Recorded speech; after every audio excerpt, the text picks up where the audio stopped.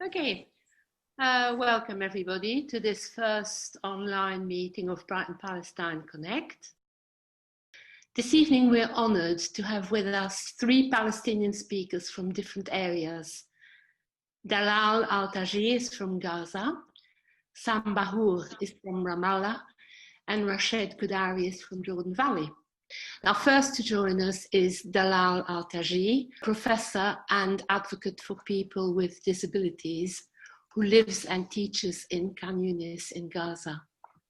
As a small child, Dalal was found amongst rubble following a bombing raid on a Palestinian refugee camp in southern Lebanon. In 1995, Dalal became the first blind student to enroll at Al-Azhar University in Gaza, gaining a degree in English literature.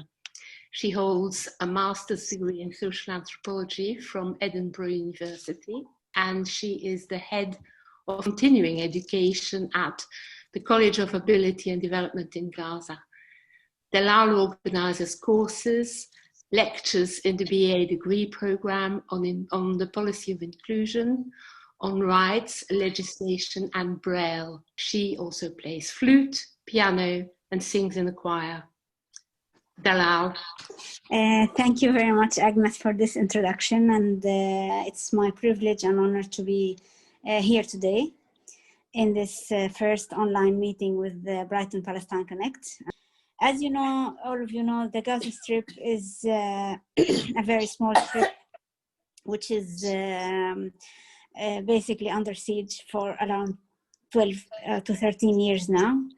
Its southern border being the border with Egypt, and its northern border being with the border of the areas of the West Bank. So this has been affecting people's economical and social situation.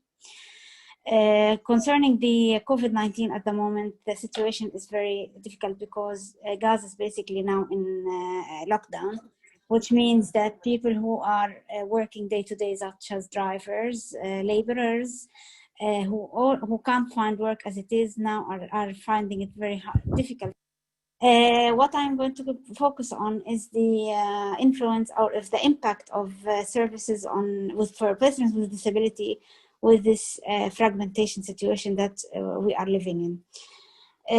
In Gaza, we have unfortunately two types of fragmentation. We have the occupation, where we have Gaza is separated from the West Bank, and we have also the fragmentation between the different political factions, which I'm not going to go into, but I just thought to mention. Concerning persons with disability, there has been, I just thought to give you the last census, which has been done in Palestine in 2017, by the Palestine Center of Bureau of Statistics, is saying that around 64% of the persons with disability are in the West Bank, and 85% of persons with disability are in the Gaza Strip. And this is a big number, and it's increasing due to difficult health conditions, due to the occupation and the bombing that happens, and due to there has been the demonstrations that have been held since the last 2 years in the right of return, which has been held every Friday, which unfortunately has also increased the number of persons with disability. The main problem with the persons with disability in the Gaza Strip or in Palestine in general is the implementation of the law. In 1999, Yasser Arafat, the last president, issued a law which includes the providing services for persons with disability, providing health services, social services, and educational services. Unfortunately, 20 years on, this law hasn't been implemented as it should, due to the fragmentation, as we said, due to the occupation, and due to also the problems that Palestine is facing in general. I mean, in every place, especially in developed countries, priority is always not given to the vulnerable people. So persons with disability have suffered more in concerning that situation. But around since the beginning of 1995, when I started studying English literature, and I was the first blind student, there was no awareness of the rights of persons with disability. So basically, there was no law, nothing. But then in 1999, the law has been issued. But in 2009 and 2000, after the second Intifada, more awareness has come to the importance of the rights and services for persons with disability. Because of the increase in the number of injuries, because of the increase in the number of people who have a disability. So people start to be awareness that there has to be more services. But these services have a lot of challenges.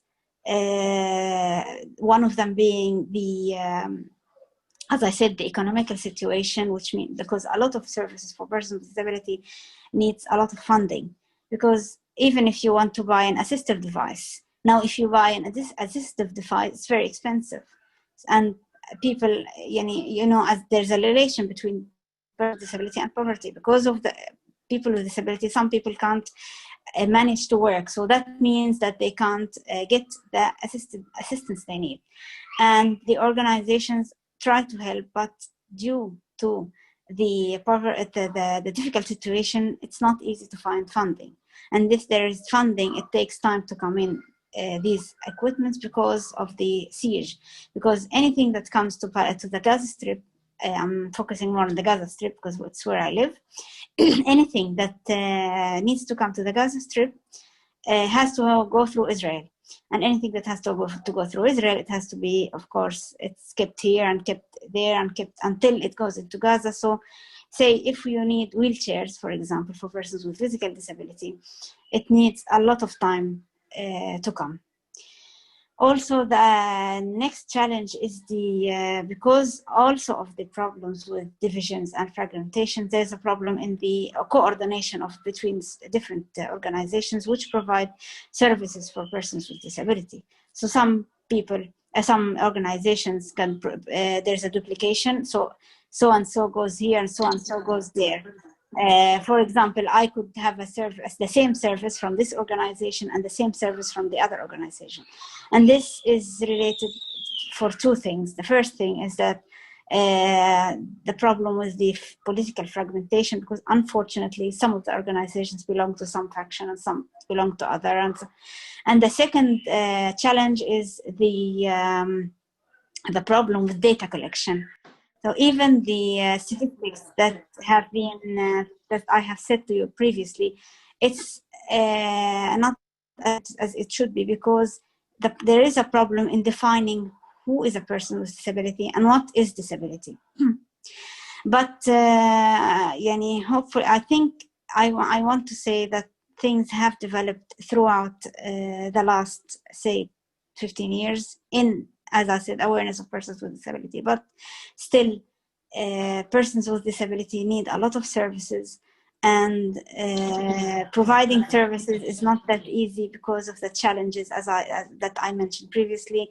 One being the occupation, one being the problem in collecting data, one being in that there is a priority given to other sectors of the community. And as you know, as I said previously, there are a lot of people who are in need of a lot of things. So and there's a lack of resources in the governments, and especially in the Gaza Strip, due to siege and due to all the divisions and all these things. So there is still a need for persons with disability to have their rights. And the good thing at the moment is that persons with disability are going towards rights issues rather than just being service takers and just getting services.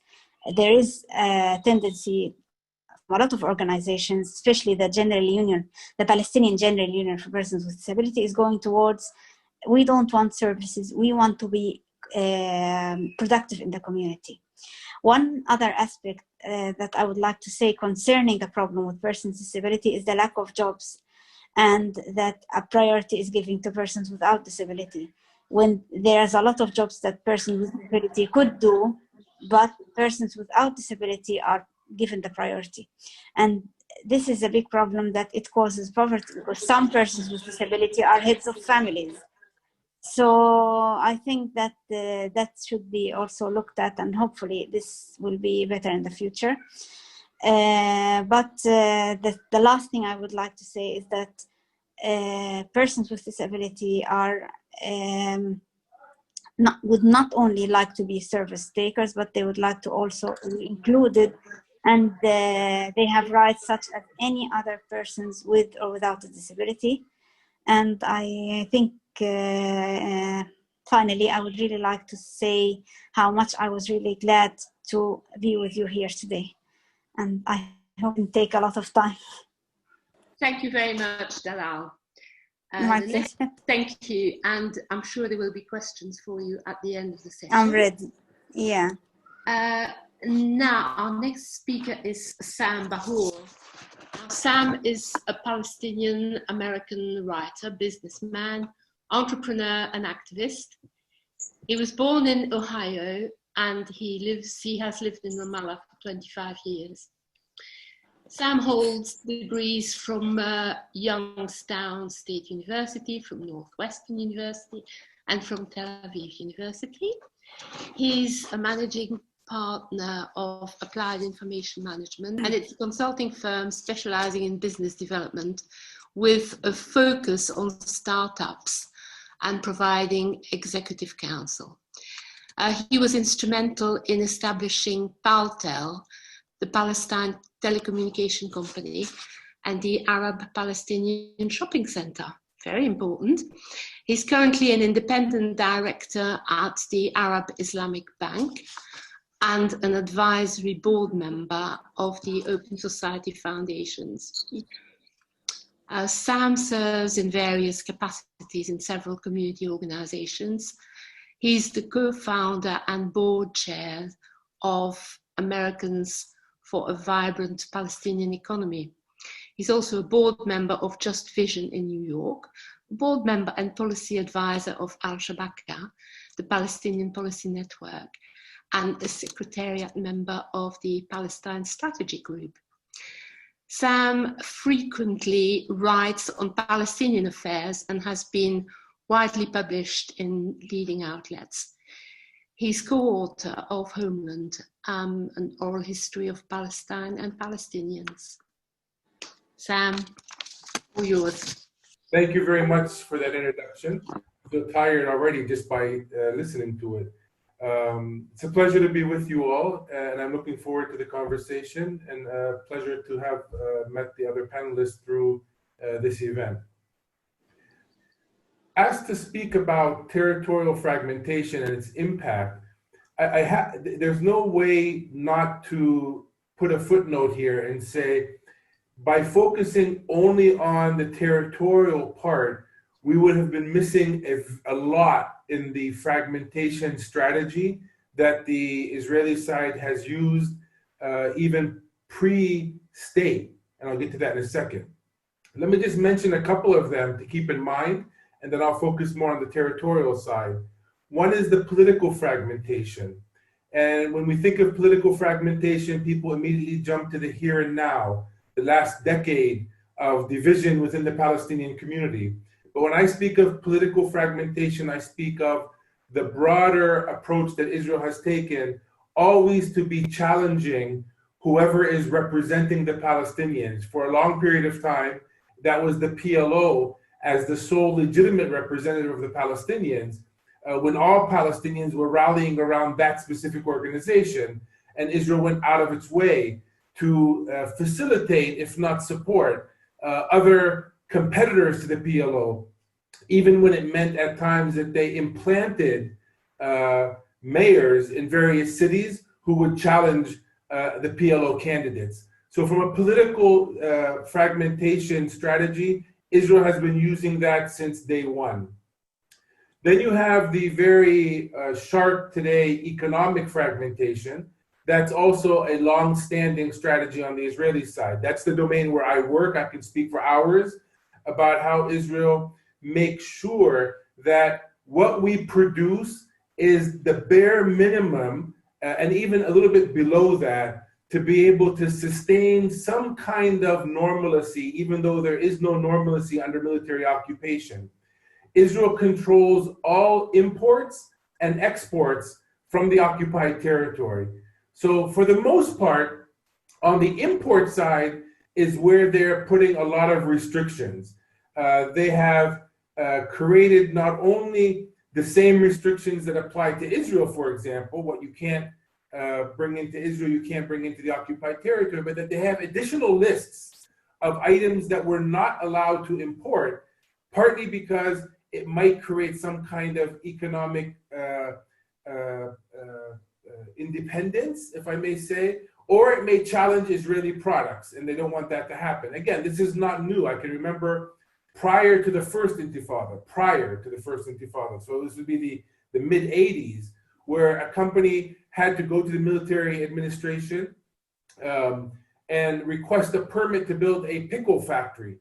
And they were actually told, one of the very few times that they actually got a reply, usually it's just no, but they got a reply that you're not allowed to have a permit to build a pickle factory because it will compete with the Israeli pickle industry, and we can't let that happen.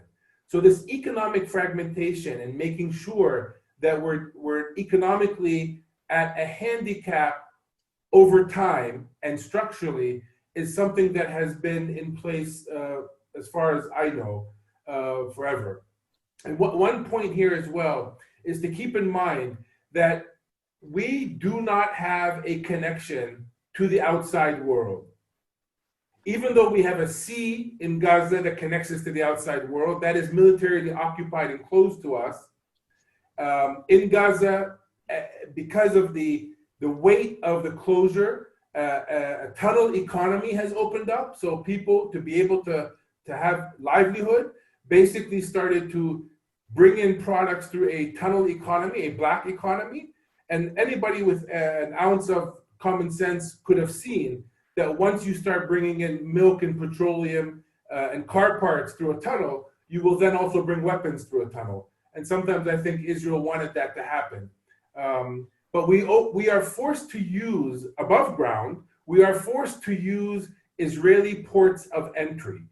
And all of you who have visited us know that. You can't get to us unless you come in through the Israeli airport or cross an Israeli bridge, and then a couple other checkpoints to actually get to where you're going. That applies also to goods and equipment. We do not have a connection to the outside world except through Israel. That's a structural, fragmented reality that we live in. And that includes this Zoom call, or my wireless, or my mobile connection. Those all must go through Israeli providers to get to the outside world, as an example. Another area where fragmentation has been very acute is the infrastructure. Israel, and there's several organizations, one, BICOM, I think is the name, BIKOM, of Israeli architects who have actually heavily documented how Israel uses infrastructure to fragment the Palestinians. And that infrastructure could be encircling the Palestinian cities and villages with settlements, so we're not able to grow outward, or it could be how the road system is installed. For example, our cities and villages are positioned in a vertical manner, are positioned in a horizontal manner across the West Bank. Israel imposes upon us a vertical road system. They don't want us to naturally have infrastructure that serves our community. Another example, infrastructure as well, something close to my heart, is like, for example, the telecom industry. We are fragmented by Israeli decision not to have an independent telecom company. I'm no longer with that company, but we were the first and only company to actually have our calls, our domestic calls, transferred to the UK and then turn around from BT and come back to Palestine, because Israel would not allow us to import what is called an international gateway. So our international gateway was purchased and placed somewhere in the UK, and all of our local calls would go and come through there if need be. Again, this is infrastructure fragmentation. There's also religious fragmentation. Israel deals with the various religious communities in very different ways, always punishing the Muslim community, trying to show that they are outreaching to the Christian community, and that can be seen through how they deal with permits for buildings or permits for people to be able to go to Jerusalem during the holiday seasons, for example. And the last one I'll mention here is, before I jump into the territorial very quickly, is labor. Israel imposes upon us a labor fragmentation. And this is, again, something that was actually pre-state of Israel. When Israel immigrants started coming to Palestine, the Zionist project had a Jewish labor approach. So the fragmentation in labor tried to exclude Palestinian farmers and peasants and so forth from being engaged in productive activity prior to the state even being announced. And that, if I fast forward to today, still applies, but in a much more structured kind of way. Today, if Israel gives you a permit to go work in Israel, which is about 150,000 people a day, then you have it made. You have a job, a good paying job. It's a humiliating experience to have to go through a checkpoint at 3:30 in the morning and cross in a very congested cage, but you get to the other side and you go to your work.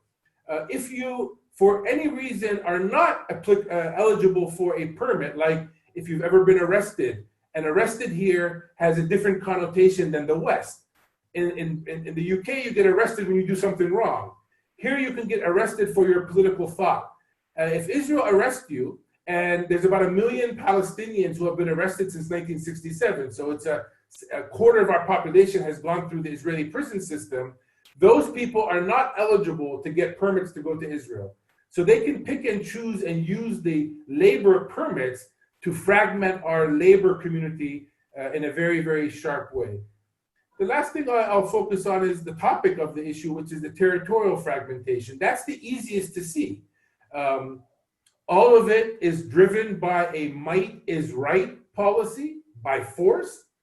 And I'll mention 3, maybe 4 very quick examples. The tool for territorial fragmentation and much more as well is this little card that we all carry in our pocket. This is what we call a Palestinian ID.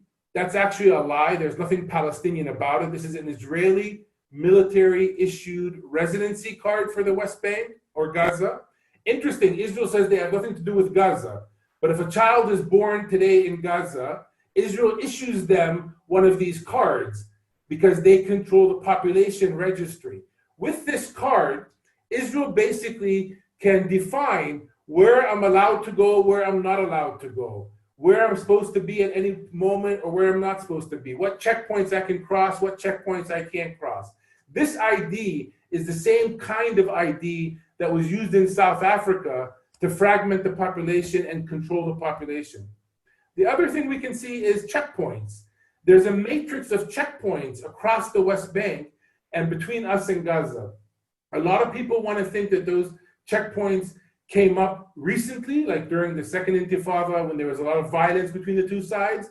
Absolutely not. The separation between Gaza and the West Bank, for example, actually started before the Oslo agreements were ever signed. And the best Israeli journalist that I've read who continues to cover this aspect is Amira Haas. I encourage you to look her up on Haaretz newspaper, which is Israel's English newspaper. And she covers how Israel has used the division of territory through these checkpoints. At one point, somebody from Gaza was able to go to Tel Aviv to work or study, but were not allowed to come to the West Bank. Go figure. I mean, where does security play into that? I don't know. The other is, again, in this territorial fragmentation, is the prison system. Israel has that prison industry that I alluded to. And what they do is they arrest people every single night. There is not a night that passes that we don't see Israel arresting people from their beds and putting them in jail. And what they do is take them many times outside of the occupied territory, which is a violation the Fourth Geneva Convention, put them in Israeli prisons, and many times continues to shuffle them between Israeli prisons, making it harder and harder and further away for the mother or the wife or the daughter or the son to go visit that prisoner. So they basically create not only turmoil by arresting somebody, many times the breadwinner, but then put the entire family in this whirlwind of following the prisoner to try to find out what's going on with them. I can actually go on and on. The last thing I want to mention, and I'll stop and we can take questions after everyone's done, is the Oslo process had created an opportunity for Israel to define their territorial fragmentation differently. Prior to Oslo, it was known that Israel applied, quote, an iron fist policy against Palestinians. What it did in Jenin, it did in Rafah, in the south of the Gaza Strip. When Oslo came, it gave them the opportunity to pick and choose different strategies for different geographic areas. For example, Gaza can be sieged and bombed, and the world hardly budges. At the same time, Jericho, which depends on water, doesn't need bombing. They just turn off the water supply to Jericho, and Jericho becomes, gruelingly economically suffocated. And then you go to Nablus, for example. Nablus sits between two mountains. They just close off the entry point to Nablus. A couple jeeps can stop all traffic from the couple hundred villages around Nablus to the city center called Nablus. So different strategies for different locations. In Ramallah, for example, where the Palestinian leadership resides, where you have the parliament, where you have media, where you have the legislative council, where you have foreign embassies, that's a five-star occupation. They try not to show the occupation as much as possible, but even that doesn't work because more recently, in broad daylight, the jeeps will come into the town, go into a bank and take money. They've done that. They actually have a law on their books which allow any soldier to walk into any bank and confiscate money. So those are the kinds of things when we say fragmentation that we think about. Can't be totally focused on only territorial. It's a whole package of fragmentation, territorial being the most visible. Thank you. Thank you very much, Sam. Now, Rashid Khudairi is the coordinator of Jordan Valley Solidarity Campaign. Solidarity Campaign is a network of Palestinian grassroots community groups from all over the Jordan Valley, working with international supporters. It's the intention of Israel to annex the area, which is 28% of the West Bank, and Palestinians are driven from their land through house demolitions, movement restrictions, land confiscations, denial of access to water, electricity, health, and education, as Sam has just told us. The Jordan Valley Solidarity Campaign's activities center around non-violent action, raising awareness about Palestinians living in the Jordan Valley, and the urgency of supporting them both on a national and international level. The communication infrastructure in Area C is inadequate and only a small minority of people has access to the internet. Rashid. First, I would like to thank everyone who helped us to join this meeting. I will explain a little about why the Jordan Valley is very important. There are more than 10,000 illegal Israeli settlers who are living in 39 colonies which they built after 67 war. Even last 2 years, they built more than 8 outposts in the Jordan Valley. Outposts, it means like small Israeli colonies. They start to build it everywhere from north to the south of the Jordan Valley. Before the 67 war, even it was no border between West Bank and Jordan Valley area with the Arabian countries, especially with Jordan, which that means it was easy to export our product or to travel, to enter, and having our own freedom. After 67, the Israeli, they built the border up to the Jordan River. Of course, since 67 until now, the Israeli, they're focusing how they can target the civilian people who living in the Jordan Valley and controlling more resources in the area, especially after Oslo Agreement. The Israeli, they make 95% of the Jordan Valley area as Area C, which that means is totally under the Israeli control. But in that agreement, they should be just only for 5 years, and later Israeli government, they should give it back to the Palestinian Authority, but of course they don't give it back.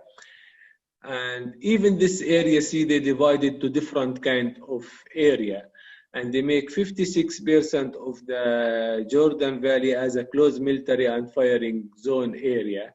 That means they make our village, our farm, our land, our resources under the Israeli military law, and even they using part of this area for army exercising and training. And there is thousands of Palestinians from 67 until now, and they make 1% of this area as a minefield, and they make around 20% of the area as a natural reserves. And it's just only 5% of the area, which they call it in the Oslo Agreement, Area A and Area B, which mean under Palestinian Authority. And around 15% of the area where is the main Israeli legal colony. And of course, the Israelis every years, they're creating more Israeli strategy for driving whole Palestinian outside of the Jordan Valley by controlling the main resources in the area, especially the water resource. It used to be the main Palestinian resource of water, the Jordan River. Even the Dead Sea, it was the main resources for agro-business. We was having everywhere in the Jordan Valley natural spring water, and even under the ground we have a lot of agua water. That means if we dig water wells, we can find the water. And all these resources, the Israeli, they control it. They control it through Israeli company. They call it Mikarot company. Even this company, it's working in the international country.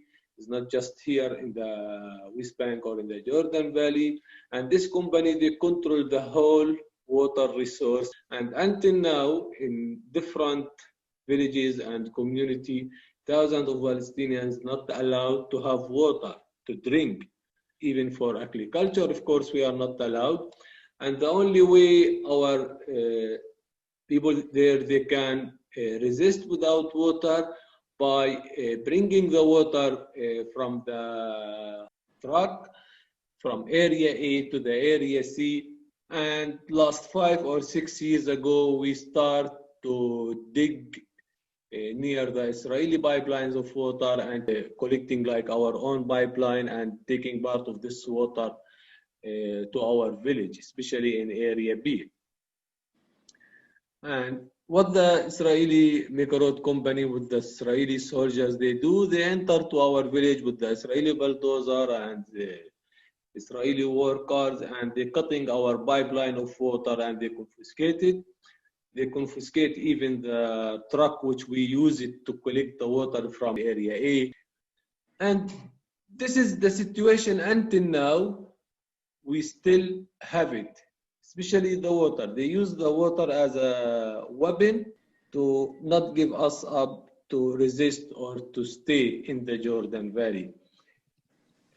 And of course, if you come to the Jordan Valley and if you go around to see how is the main Israeli settlement, it's so green, having a swimming pool inside the Israeli settlement.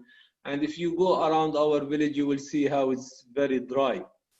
And even they built 5 Israeli checkpoints around the Jordan Valley and making the whole life very hard for enter to exit to the school, to the health service, even to sell our products from Area C, from a small village to the main town in the West Bank like Ramallah or Nablus. was very hard, especially from 2000 until 2009 in the second Intifada. And until now, in the whole region in the Jordan Valley, we don't have any kind of health service like hospital or health clinic.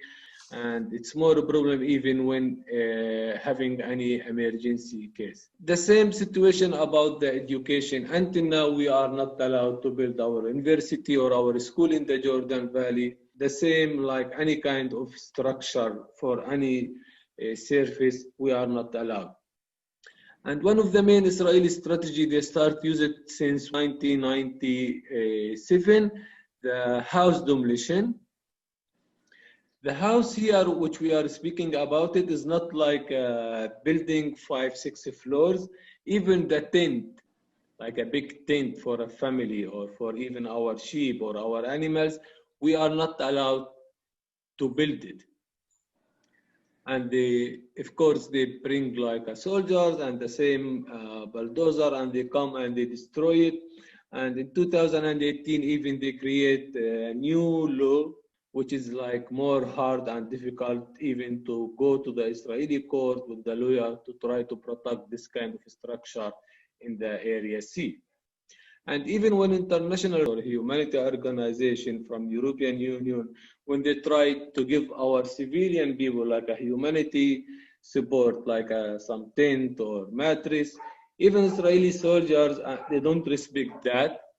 And they just stop them and they confiscate these materials. And this is how they can keep our population there in the Area C, like without structure, without house. Some family that I know them, they spend to live like a couple of days, a week sometimes or more, without any kind of structure or a tent or any house.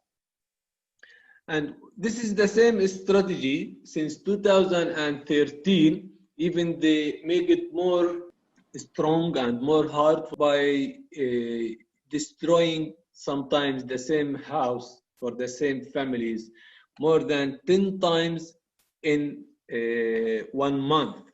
Like when we build a tent, like soldiers, in 2 days they come back and destroy it.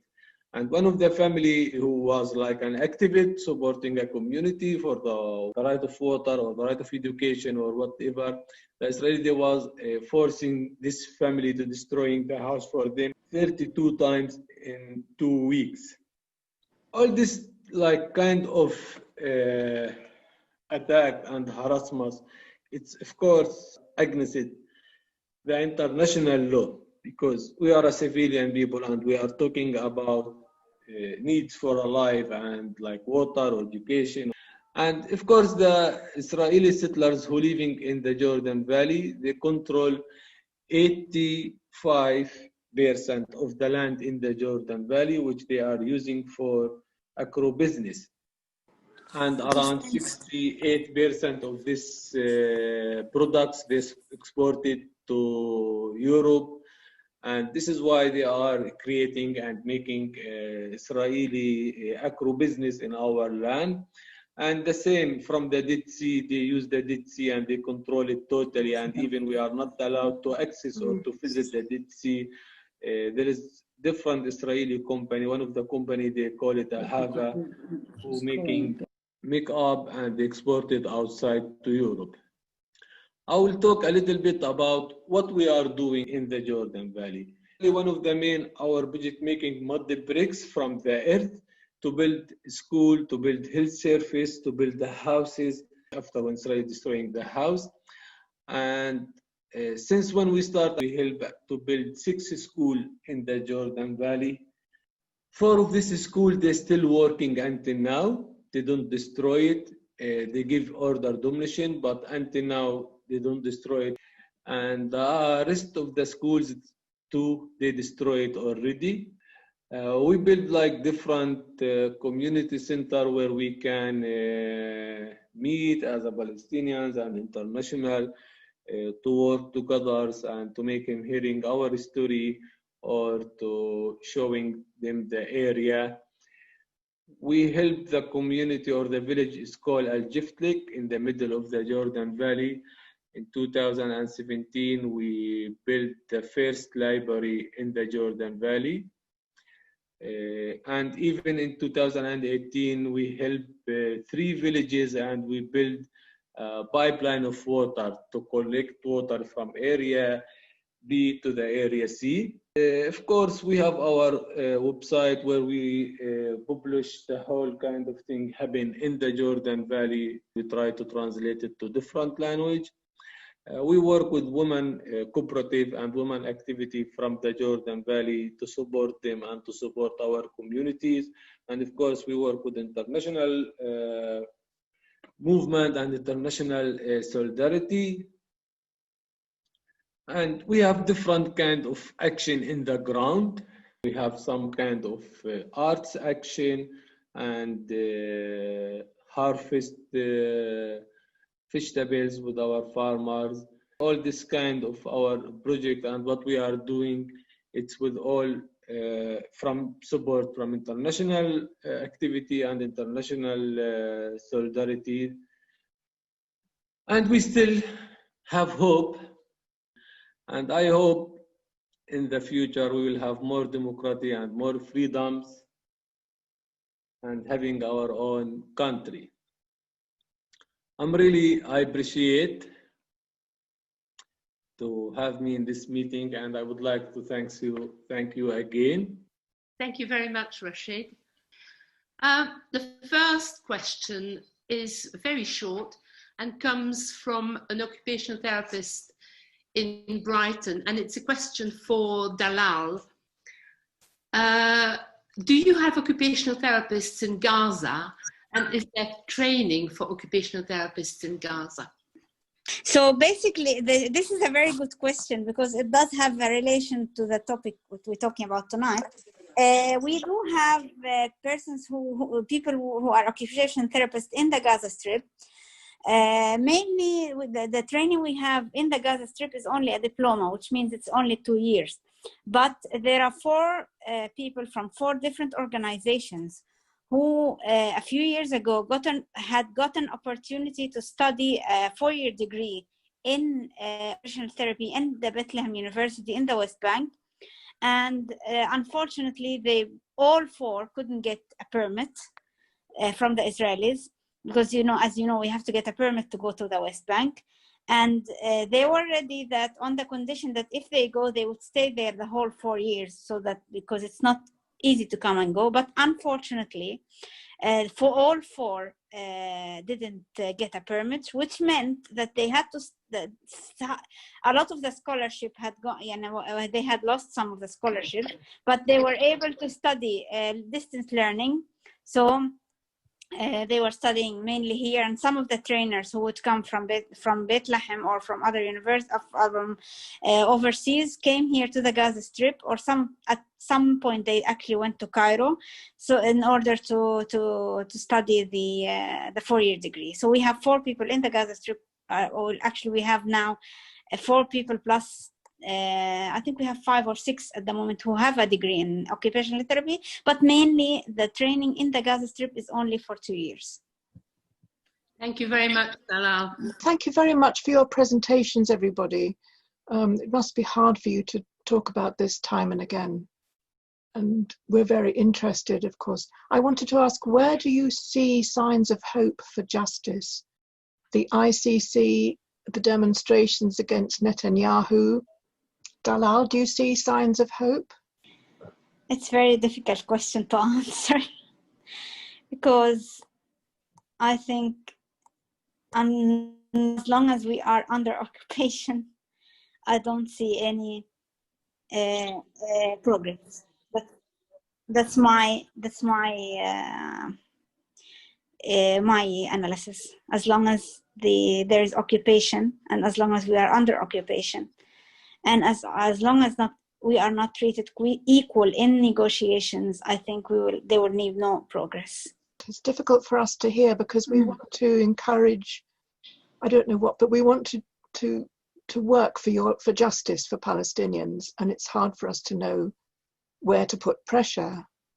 Sam, do you see any signs of hope? I fully understand where Dalal is coming from. These are some very, very dark days here on all the different levels. And that was before Corona, so you could only imagine post-Corona how things. If you're asking us to look for hope while we're seeing soldiers in settlements and house demolitions and arrests every day, we're never going to be able to find light in that reality. Where we do see light, or at least where I see light, is several places. One, history. And I know you guys are into this issue for a while. When you study the history of Palestinians and what happened to us, we're not supposed to be here. All the logic in the world says we should not still be standing.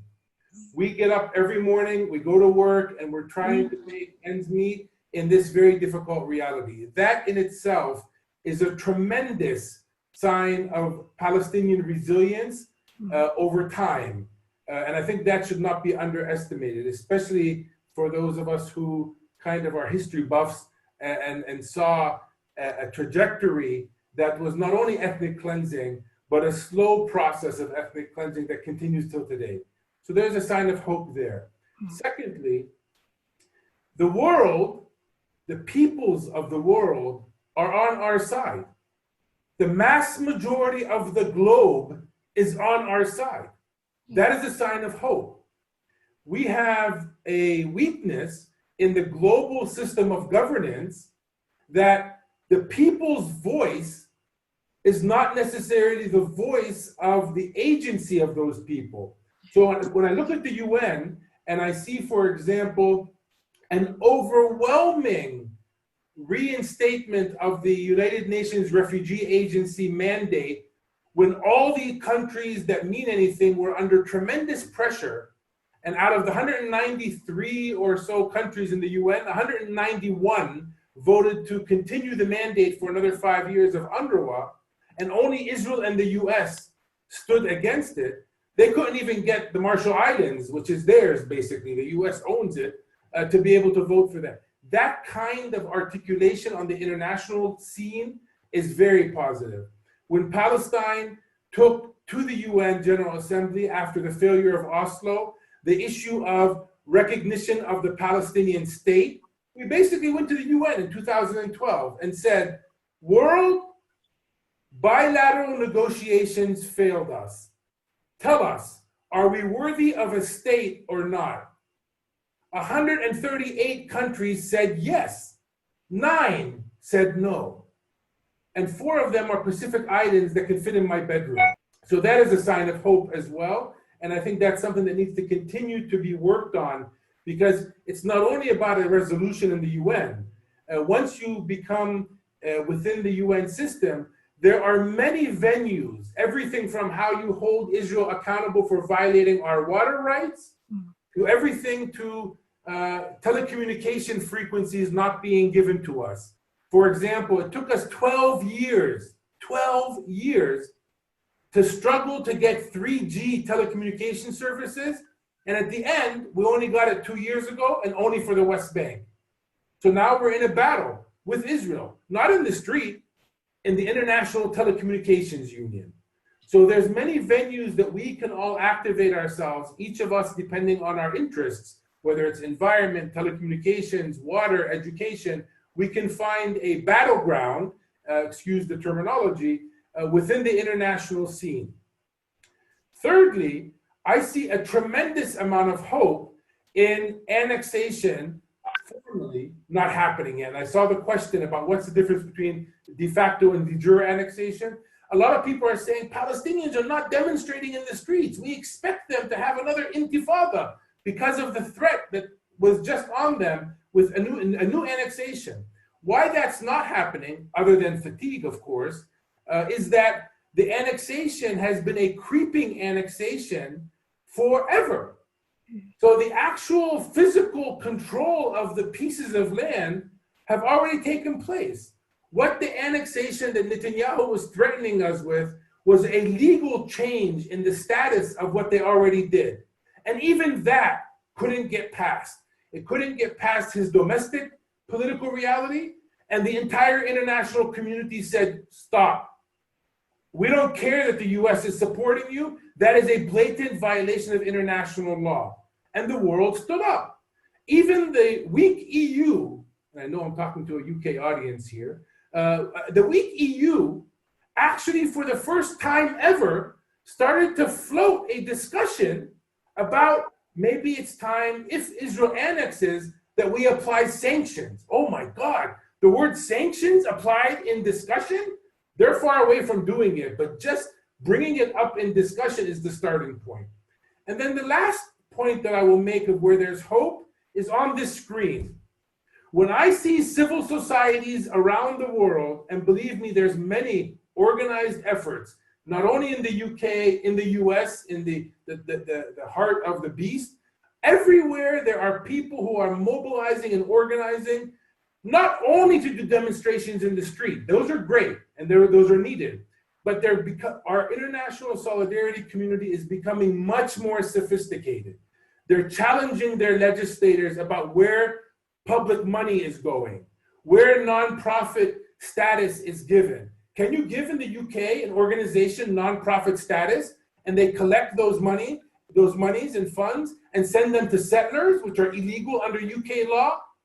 Those kinds of challenges have started to happen in a very structured way, partly thanks to the boycott, divestment, sanction movement, and partly because there are committed activists around the world who have become very well attuned to how to engage this issue, not in the traditional generic sense, but each in their field of expertise. And the last example I'll give is Jeff Halper, an Israeli peace activist friend. He told me once, I'm going to Maine. I said, you're going to Maine? There's no Israelis and no Palestinians there. What are you going to do in Maine?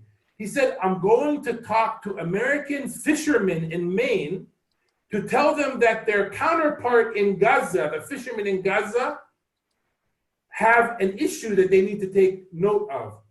So you're talking to people who have a common language before we start talking about occupation and how to end it. And that, I think, is a successful way to mobilize. And that happens at the municipal level, all the way to the union level, et cetera, et cetera. Thank you. I wonder if Rashid would like to say something about annexation.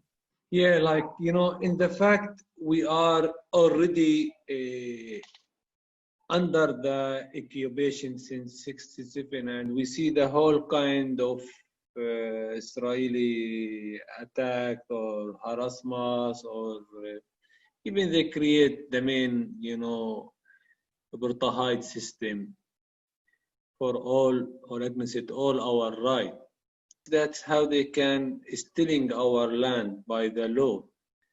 That's mean our land by the Israeli law, even if it's far away from my house, just 100 meters or more or less, they can just confiscate it. By Israeli law, they call it Miri law, and they use it for this reason.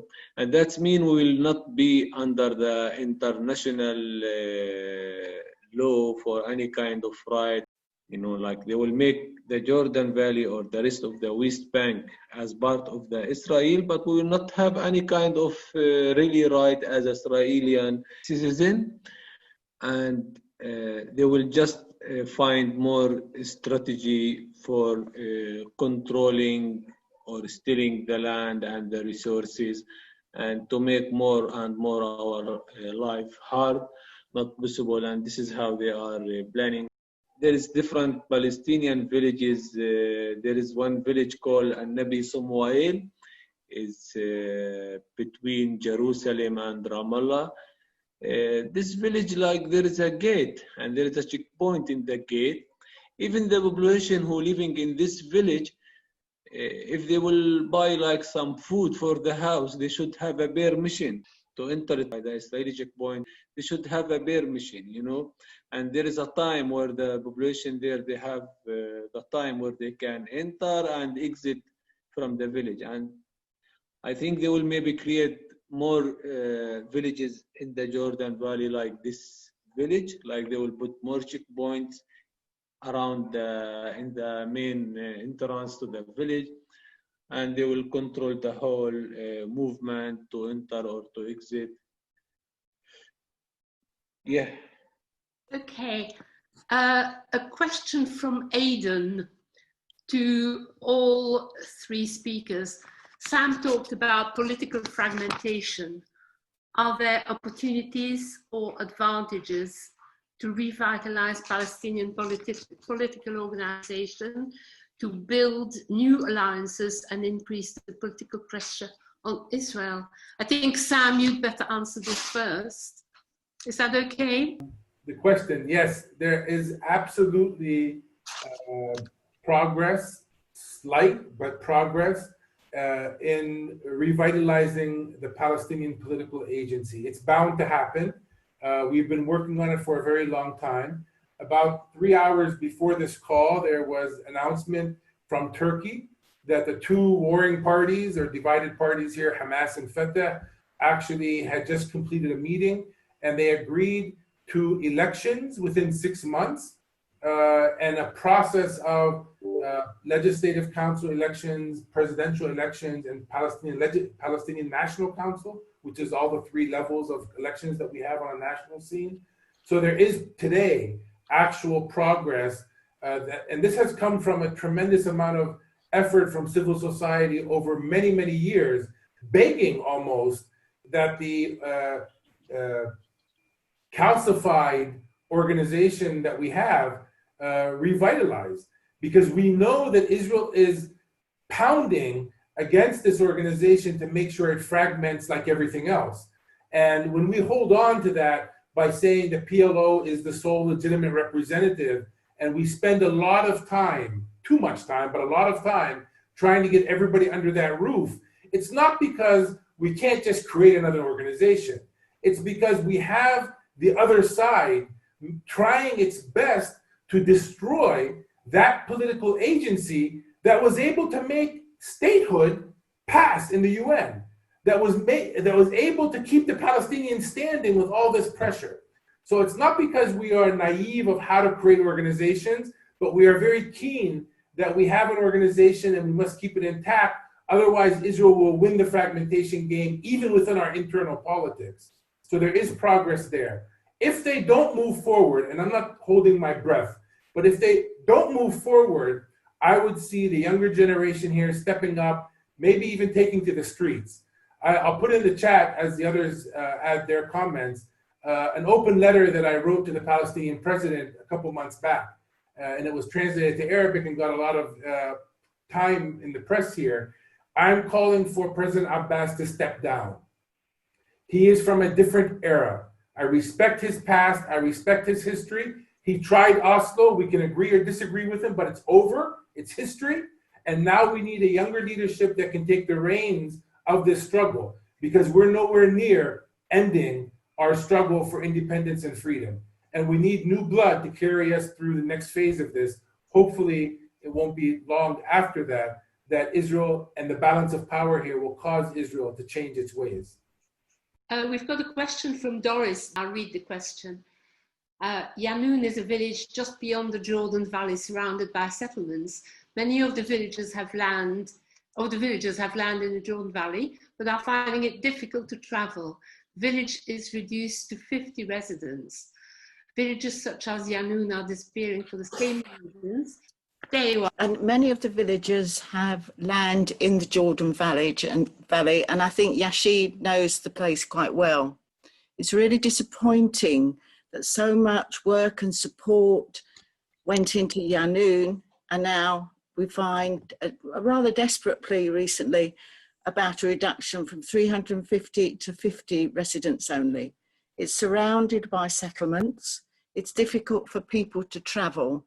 And it seems to me that there are many villages in this same situation, just being, I think fragmented is too good a word really, just disintegrating, because people can't work, they can't farm their land, their olives effectively, because of the settlers and because of the ideas coming in.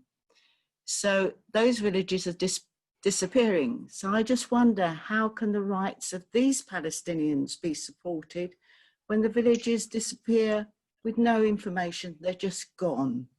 And I really feel strongly that somehow things are happening and we are not aware of them. Thank you. Thanks, dear friend. Yeah, there will be, it's like sometimes it's really hard to explain the situation for the villages in the Jordan Valley, like Yanoun or the Fasail, Jiftlek, Bardala, or especially the communities, the small communities, which is totally, it's like people, they don't have anything. They have just the magic hope or power which they can really have it to resist and to stay without anything. Like, as I think everyone they know now, it's like no water, no electricity, and Israeli even, last 2 years ago, they start building more Israeli colony and outpost in the Jordan Valley, and they bring like specialist settlers who have a training how they can attack the shepherd when they take the sheep or the cow to the mountains. They have a training how they can confiscate more land and putting the hand in this land and not letting even the farmers to use it, or even they don't let the neighbors who, to cross or the area or to taking the sheep to the field to feed it. And like, we are not really, me personally, like, I'm seeing that there will be more and more attacked and situation, there will be more hard. Just today, the Israeli Ministry of Soldiers or military, they give a new orders for confiscating the land in the north of the Jordan Valley. Last 2 months ago, they confiscate like more land east of the Jerusalem, which is part of the Jordan Valley. And yeah, this is kind of the indication. They started already, step by step, like every moment, every days, they have a new plan and they're taking more land and confiscating.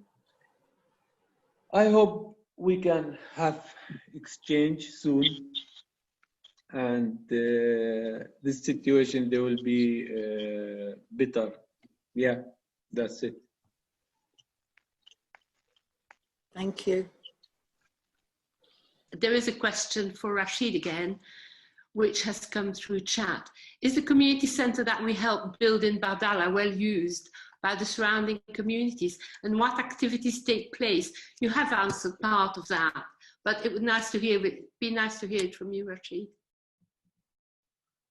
Last week, we use it for at least like 4 days. Last week, we was having artist group from Tul Karim refugee camp. This artist group, they're telling the song and theater about the rain, and they take some story about the rain and the water from the Jordan Valley. And this story, they make it as a show through the theater. And we show this theater in 5 different villages in the Jordan Valley and in some schools. The center is very, very beautiful. I hope everyone, they can come and visit one day. And of course, we use it a lot for meeting, and everyone who visits the center now, he asks how he can build his own house like the center, because we make it as a circle and it's like the windows, it's like different colors, very beautiful. Yeah. Thank you all. Okay, I think it's nearly 10 o'clock in Palestine. So I would like to ask each of the speakers whether they could give us maybe a closing statement. Dalal, would you like to say something as a goodbye to us? Well, I would like to say, first of all, that the discussion tonight was very inspiring, and the questions and the discussion and the presentations, I think, were very, very,